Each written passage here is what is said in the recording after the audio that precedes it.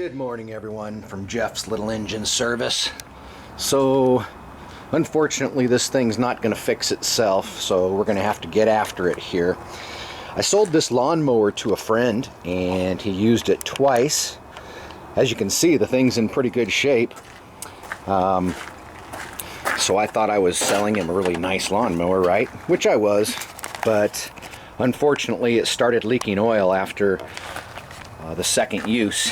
And I've determined, you see all that oil there? I've determined that it's coming from the pan gasket. So unfortunately, I'm going to have to take this engine out and replace that gasket. So you folks get to watch.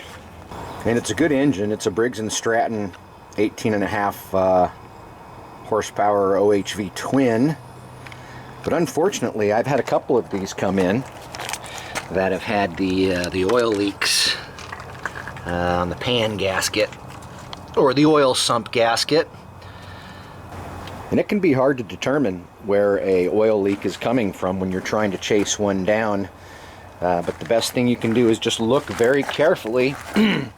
And oil flings around a lot when the engine is running, but I mean, if you look, you can tell that's the wettest area, and the oil leak can pretty much only be coming from, the oil filter area or this pan gasket. So unfortunately it's that gasket. I bet you all the bolts have loosened up. There's only so many places an engine can leak from. Make sure to disconnect the headlight wires. And then as you pull up, you lift up and the thing comes right off. Jack this baby up.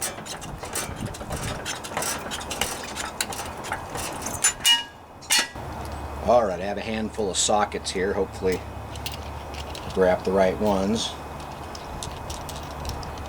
Whoops. Alright, we'll start with the 9/16 socket.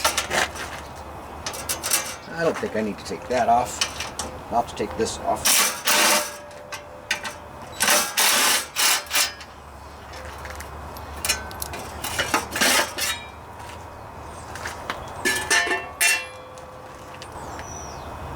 I'll mark where the cables are at and then remove the cables. It looks like it's a Torx bit. Couldn't find a pin to mark these cables, so I'm just going to scratch them a little bit.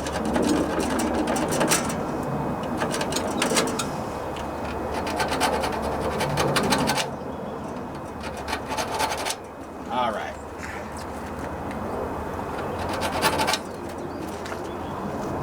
According to this, it's a T25 Torx.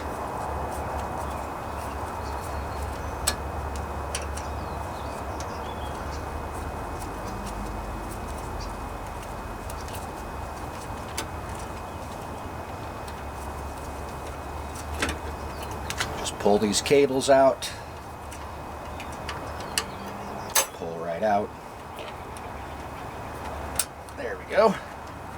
So we have the cables loose. I'm going to move over here and see what wires we need to disconnect. So we have the starter cable to disconnect. That's just a 7/16 nut. And we have to unplug the main wiring here. Just squeeze these two tabs.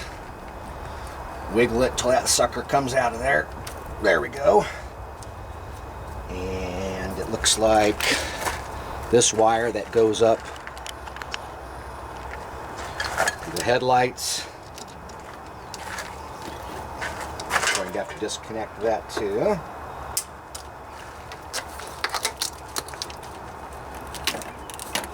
Alright, so let's get this off of here.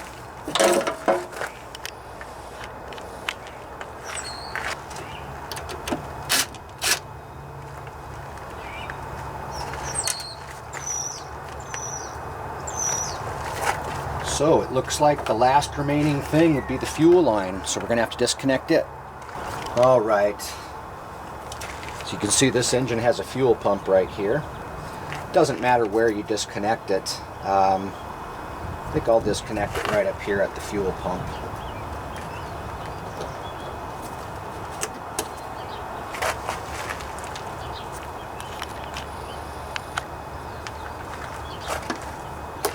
There will be some gas that comes out, but as long as you keep the tip of this fuel line above the gas tank, no gas will flow out.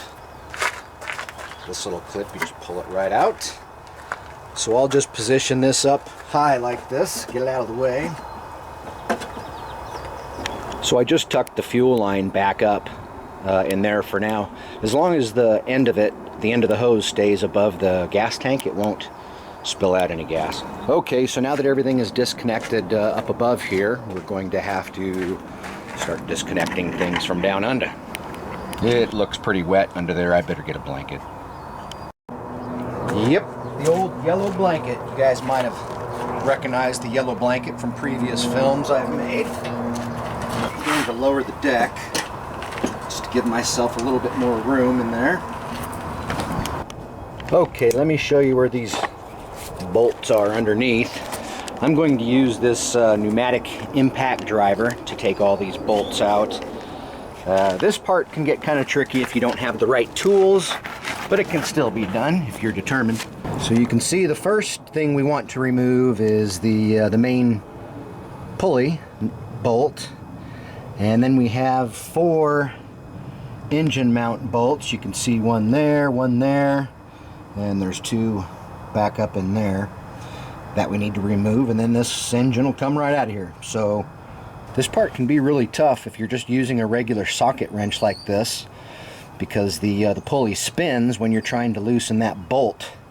Some of the ways I used to get around that, well, I would use a pair of vice grips up on the pulley collar there and try to lock it in place.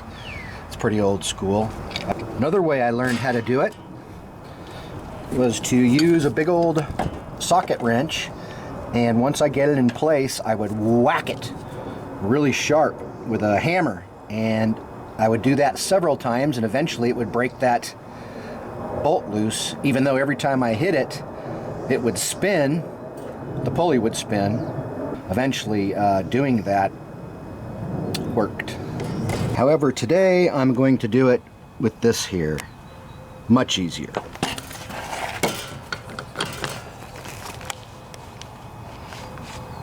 Get it in place. There we go.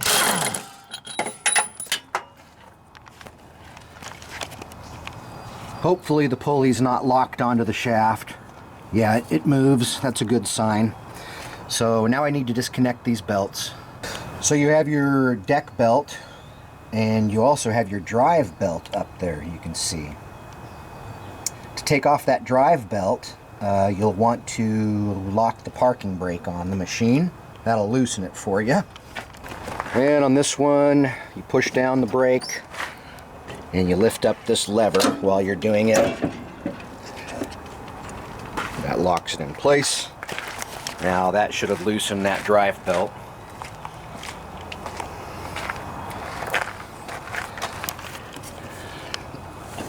Let's go ahead and take the, Let's go ahead and take the deck belt off of here. It's usually pretty easy. You just, to take the deck belt off, you just take it out from the keeper and work it around, and it comes right off. Now do you see how loose that drive belt is now that we put on the parking brake?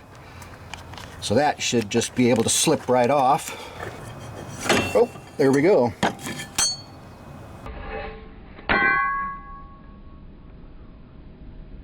So that's what that looks like. You can see it has a, if you look down in here, it has a keyway, so you have to make sure to line that up when you're putting it back on. And now you can see the other motor mount bolts. There's one there, and the other one is hiding up in there. To get the motor mount bolts, I'm going to use a shorter extension and a 9/16.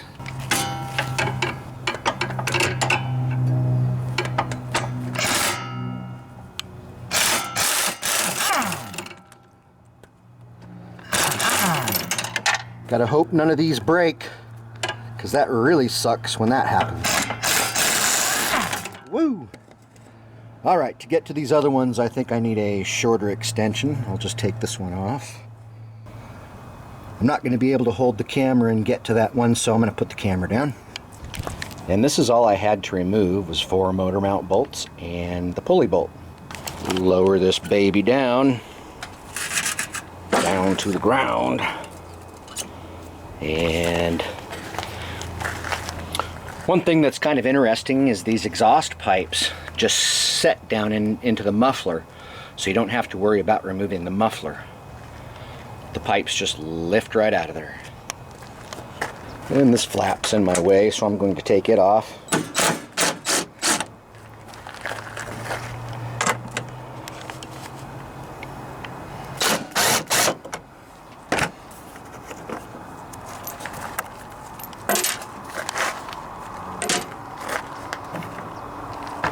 All right, I can do this.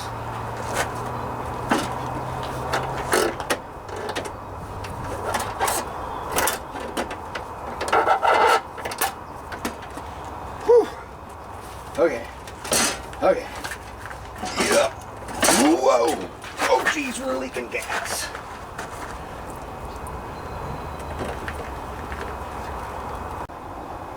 Have to clean that off before we mount the engine back up. Well, one thing I should have done first was drain the oil. I didn't do that, so I'm going to go ahead and just put it on this old pressure washer stand and drain the oil. Okay, I finally got it loose. I had to turn off the camera and kick it a few times. Didn't want you all to see that.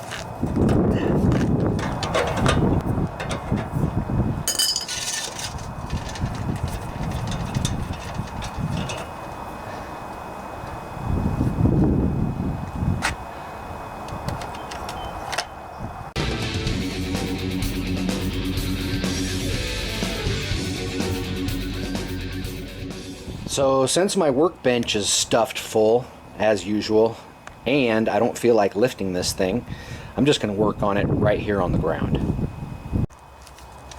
Okay, time to take this thing off. So these are all 1/2-inch bolts. One.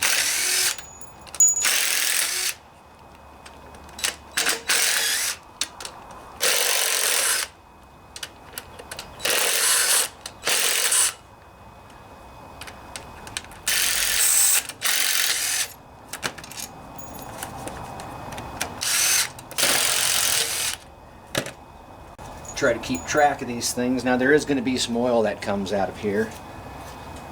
It looks like I might have to take off the governor clamp here. I'm hoping not to have to do that. Anyways, to get this lower part off, you usually have to give it a couple good raps, and you can hear it when it starts to come loose. Yeah, I can already see it crack, the crack there, so just got to work this baby off.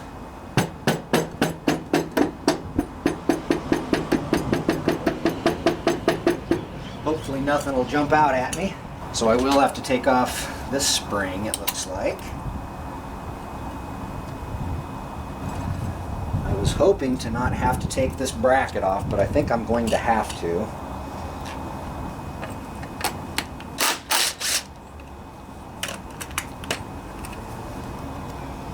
Oh, that's bent. That's no good. Looks like someone really cranked down on this thing at one time. There we go. And remember to keep track of where these springs go. And the linkage. Okay. And here's the great reveal. What it looks like in here. Okay. That's what the inside of that looks like. Everything looks pretty good in here. Be careful not to let any of these gears fall out because they're all timed. You'd have to match them up again. Here's your governor mechanism. That's still working. Now what we have to do is just clean this old gasket off of here. That's usually the hardest part because it has to be spotless. I'll also have to clean the gasket off of here. Governor lever, everything looks pretty good in there, nice and clean. You got to watch it because that piece down in there is what works your oil pump, and that can fall out. But I'll show you how to put that back in. We're also going to replace the main seal here.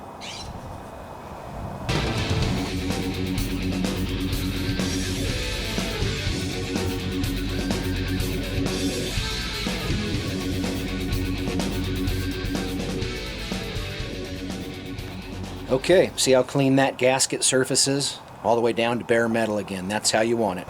As you can see, the gasket surfaces are now clean enough to eat off of. Very little remnants of gasket. I should probably take those little black specks off. But as you can see, that's about as clean as you can get. If this gear happens to come off,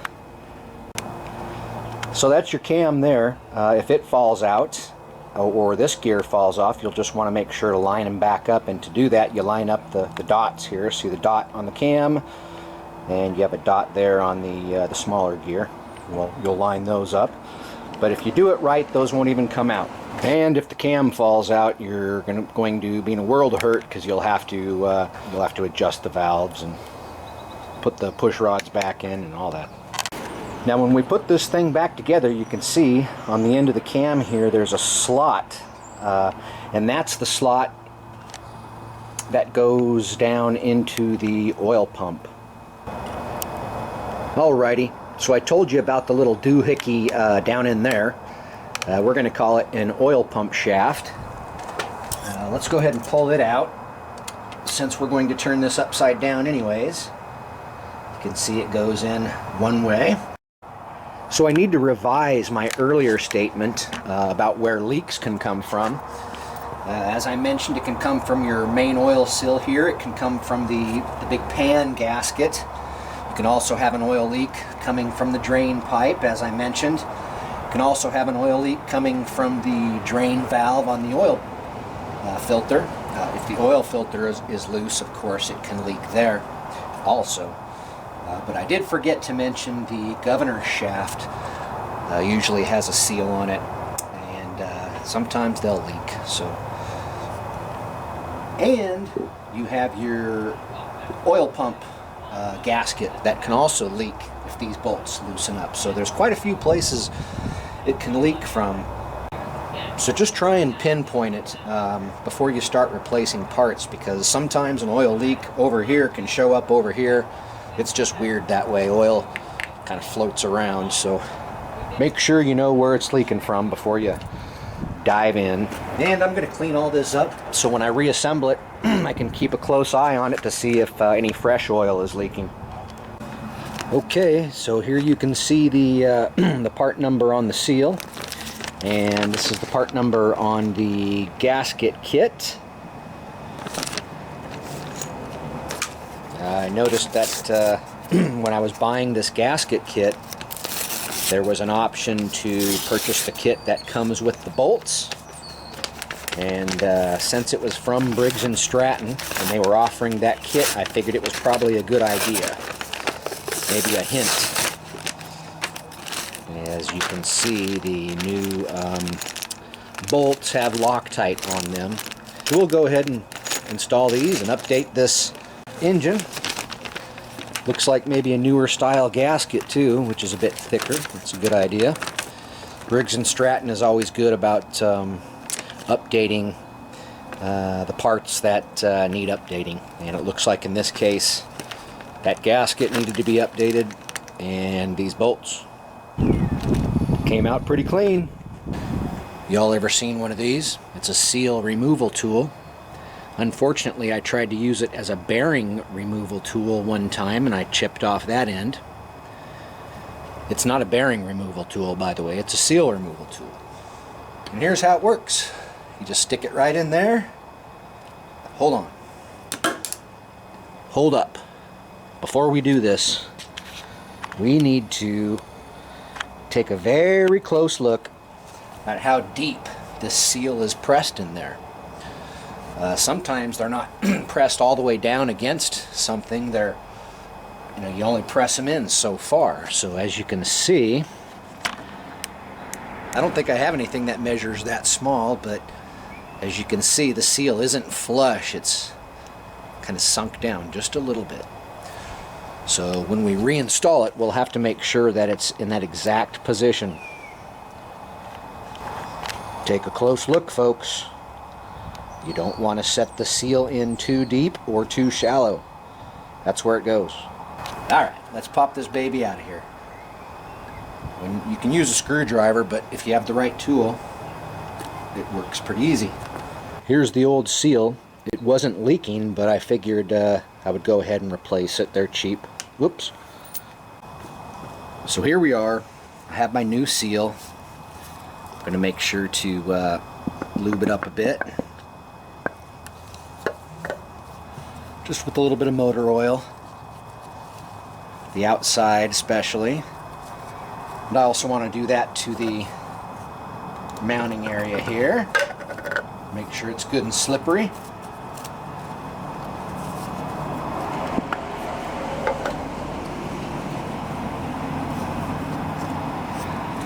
And let's see if we can push this into place. I'll try just to push this into place. Got to make sure it goes in even, otherwise you'll get all messed up. Just make sure you press it in even.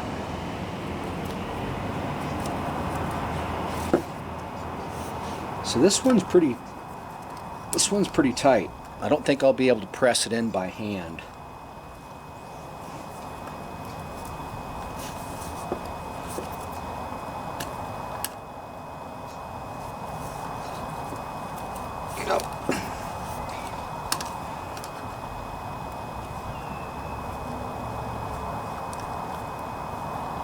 Okay, so what I'll try and do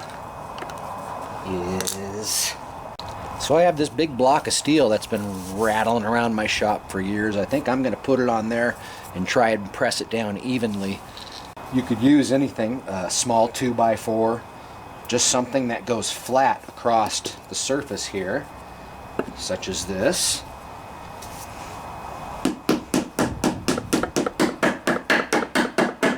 Hear how it started to change the tone? I know it's pressed in now. See, look at that. It's perfectly flat, but we need to go a little bit deeper. I looked at the manual and it says verbatim, slightly below the mounting surface. So we need to get this oil seal down a little bit more. I think how I'm going to try to do that first is by using the old seal. Put it on upside down here.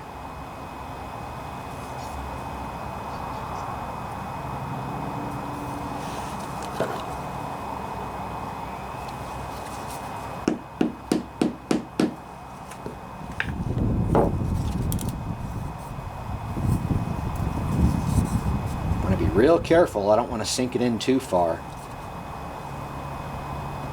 But see, by doing it this way, I know that the seal is going in evenly for the most part.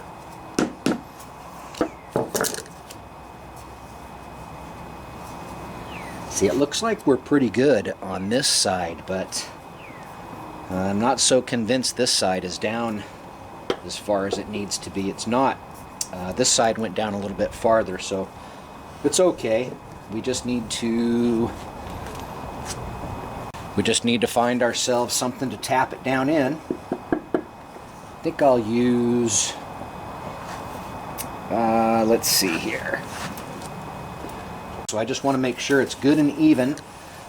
And I have a giant my giant socket here. I'll tap it around until I'm satisfied that this seal is in evenly all the way around. So I ended up pushing the seal a little too far down from where I wanted it, but as you can see, it's completely even all the way around. And looking at the shaft here, I think it's going to be just fine. So we're going to try and run it.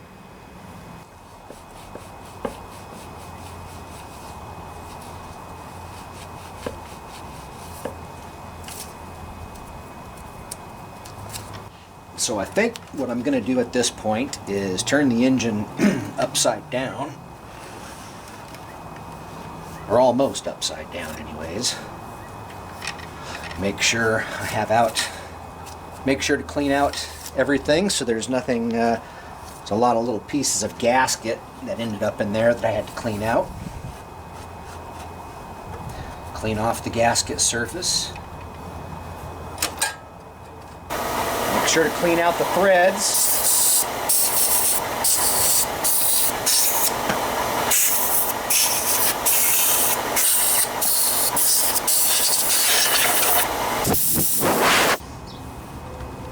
The gasket goes on dry. You don't have to put on any gasket sealant or anything like that. Perfect fit. And now it's time to take off oil pump cover here. It's a Torx bit. Looks like it's a T30. Oh boy.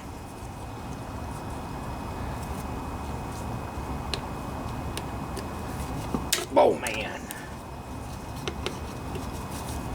Yeah. Okay, I'll show you what's in here. You can see the oil pump setup is quite simple. You'll have removed the bolts. This little cover comes off. You have your O-ring, which is the seal, and you have this little doohickey in here. It goes around and around. So remember, we took the shaft out from underneath. I'm going to go ahead and take this piece out. All right. Set it aside. The shaft. You can see the shaft goes in it like this. I'm going to lube up this shaft really good so the oil seal slides on. Don't want to damage it putting it on. All right. You can take this little piece out too. Doesn't matter which way it goes in. Okay. Don't forget your dowel pins. That's important. Gently put the cover on. And keep in mind you have to line up the camshaft to get it into that hole there.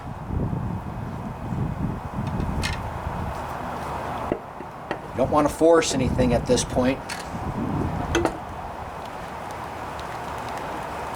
I think I'm going to clean off end of that shaft. It's starting to rain out here pretty good. Okay, it's starting to slide into place. You can see where it's getting hung up, so I want to try and ease it in there so I don't damage the seal when I put it back together.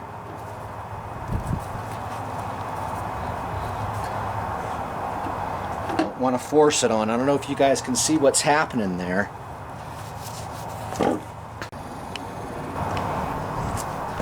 But right there, the lip of the seal isn't going into place. It's kind of stretching a little bit, so I want to ease it on so I don't damage that seal. Looks like I just have that bottom part to get now. Try to ease it into place. There we go.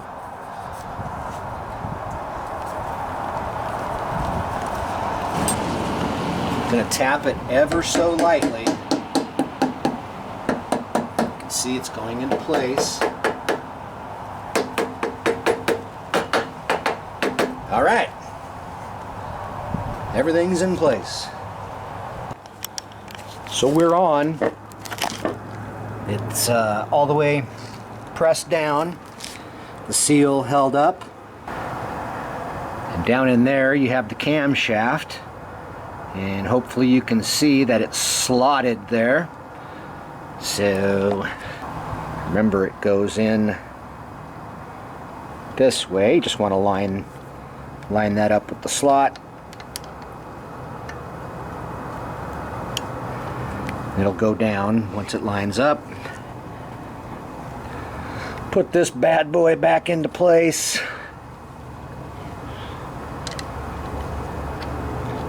And then this piece goes on. There it goes. And now we just have to clean up the lid and reinstall. Take the O-ring off, put it in place, and then reinstall the cover. Make sure the surface is clean when you put this back on. Not sure what the torque spec is on these, but you want it tight enough so it doesn't leak, I guess.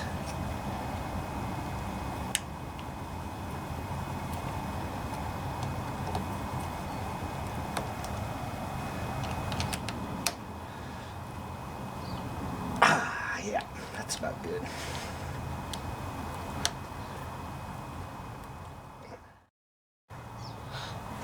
All right, oil pumps back together.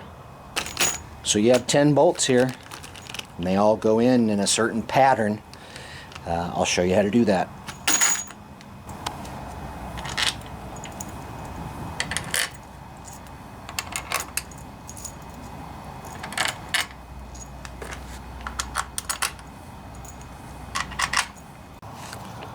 So with the paperwork that came with the gasket, it states we need to tighten these down to 300 inch-pounds. Now the original service manual here states to 200 inch-pounds, so that's further indication that Briggs and Stratton has updated these bolts and that gasket with new specifications. They also give the sequence on which bolts to tighten down. It says first you tighten them down 1/3 of the way in the sequence, and then you tighten them down 2/3 of the way in the sequence, and then you fully tighten them down in the sequence. If that makes sense. Okay, so pay attention. Here's the tightening sequence. The first one we tighten down is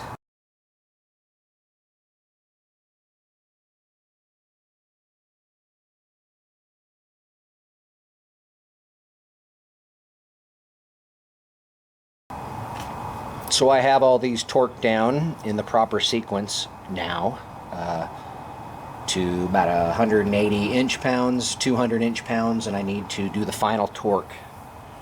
My inch-pound torque wrench doesn't go up to 300, only goes up to about 150, but I have a foot-pound wrench here, and I did the conversion. 300 inch-pounds is equal to 25 foot-pounds, so I'm going to set this to 25 foot-pounds, and we're going to cinch these bolts down. There we go, 25 inch-pounds, and I'll add 2, so we're at 27 inch-pounds. That should do it. Time to put the governor back in place, and this linkage here that came off.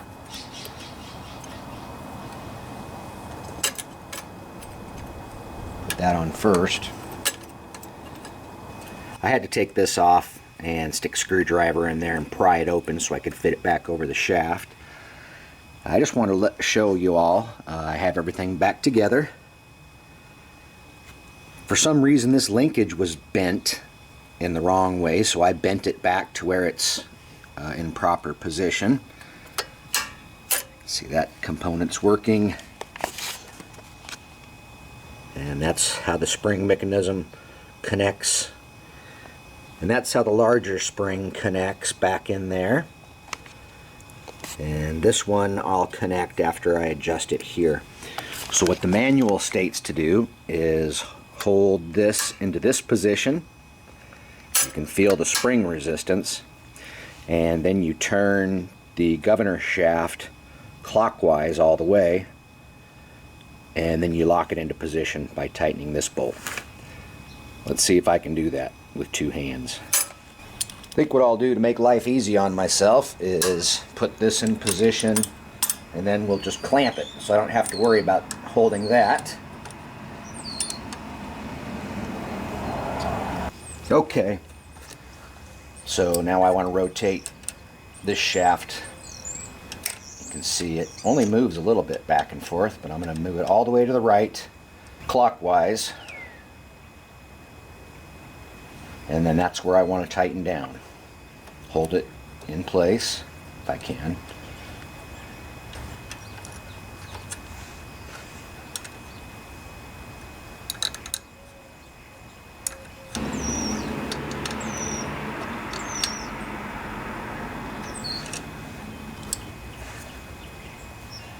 Right, hopefully that's tight enough there.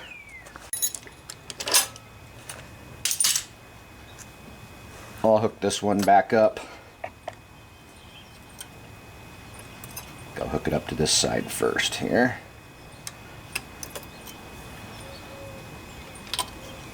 All right, we are done. Ready to go back together and test out.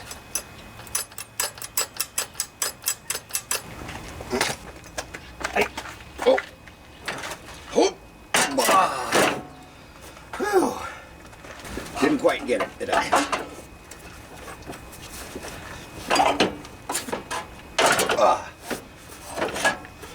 Maybe. There we go. Okay. Whew. Start hooking things back up here.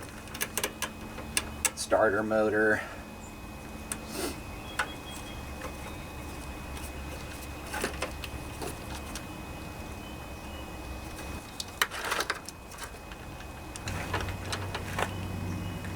Right, hook up the fuel line too.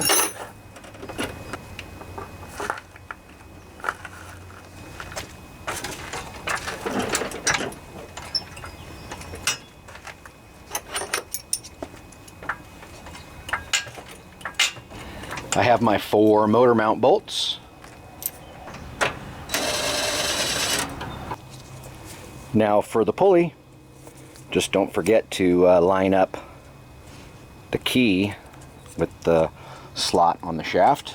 You'll want to make sure that when you put this upper belt on, the drive belt, yeah, just make sure the belt's on the inside of that wire keeper when you push it up into place.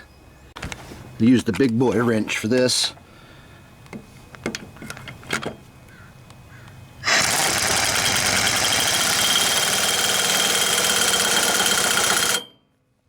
And you just wrap the blade belt around, turn the pulley a little bit, make sure that it's on the inside of the belt keeper.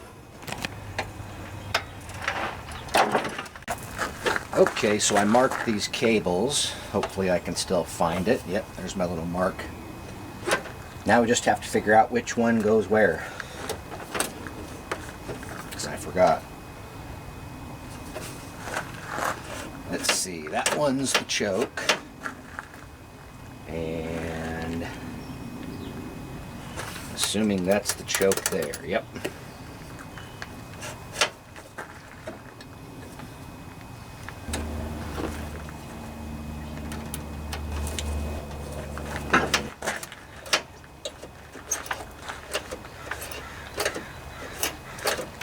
Okay, let's get some oil in this thing.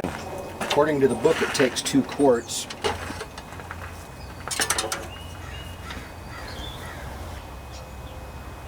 Oops, I still have to put the muffler back on.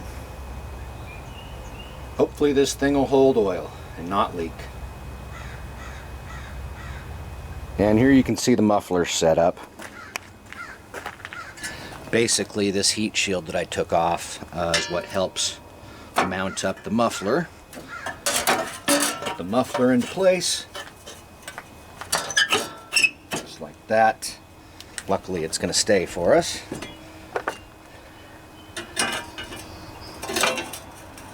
Put this dude on.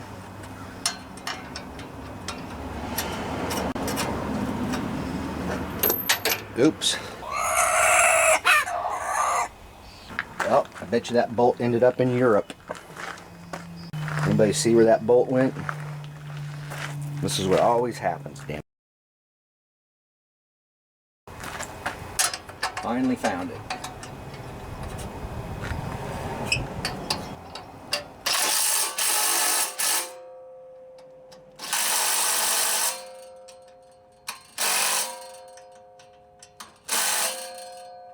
Let's test this baby out.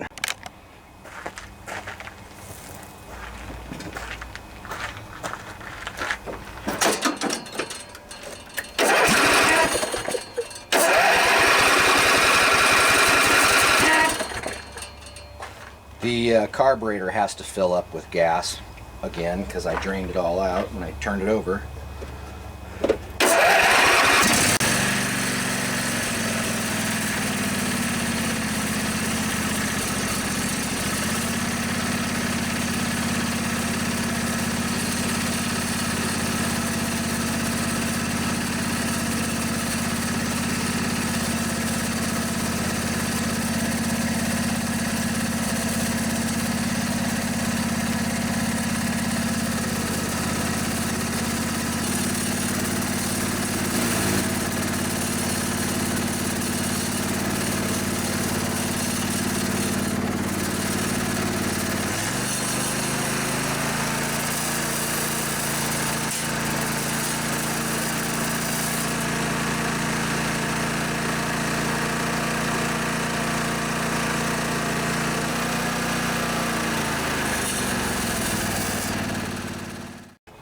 So I've ran it several times now, and I don't see any signs of an oil leak.